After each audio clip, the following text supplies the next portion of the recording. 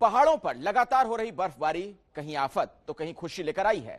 गुलमर्ग बर्फबारी के बीच पहली बार स्नो साइकिलिंग इवेंट शुरू किया गया, तो बांदीपोरा में एवलांच की चेतावनी दी गई है। इन सब के बीच मैदानी इलाकों में कैसा है मौसम, आप देखिए।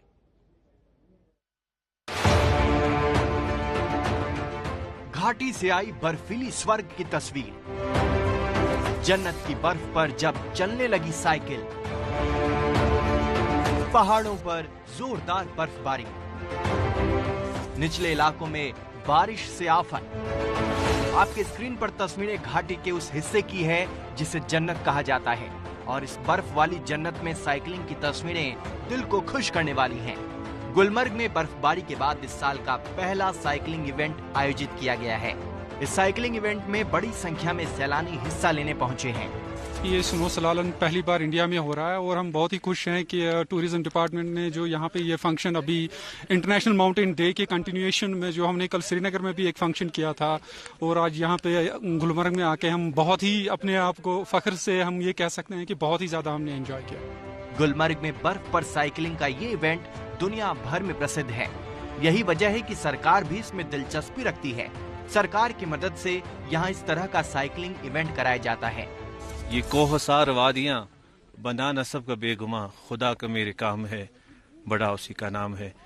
बहरहाल as joint secretary for Jammu Kashmir mountain bike association मेरी पूरी टीम फख्र के साथ कह सकती है, जो खुशी, जो मसरत, जो मजा हमें आया, बड़ा मजा आया सर। मेरे पास अल्फाज नहीं है, आई एम स्पीचलेस। कश्मीर घाटी के अलग अलग हिस्सों में इन दिनों जोरदार बर्फबारी हो रही है। कहीं बर्फ राहत है तो कहीं आफत बनी हुई है। बांदीपुरा में एवलांच के बाद सड़कों पर बर्फ की मोटी चादर जमा हो गई। राहत की बात यह है कि इस घटना में किसी जान माल का नुकसान नहीं हुआ। इन सड़कों पर 18 इंच तक मोटी बर्फ जमा हो गई है, जिससे कई इलाकों से संपर्क टूट गया है। इन बर्फ को क्रेन और मशीनों के सहारे हटाया जा रहा है। बांदीपुरा के लिए प्रशासन की तरफ से बर्फबारी को लेकर अलर्ट जारी किया गया है।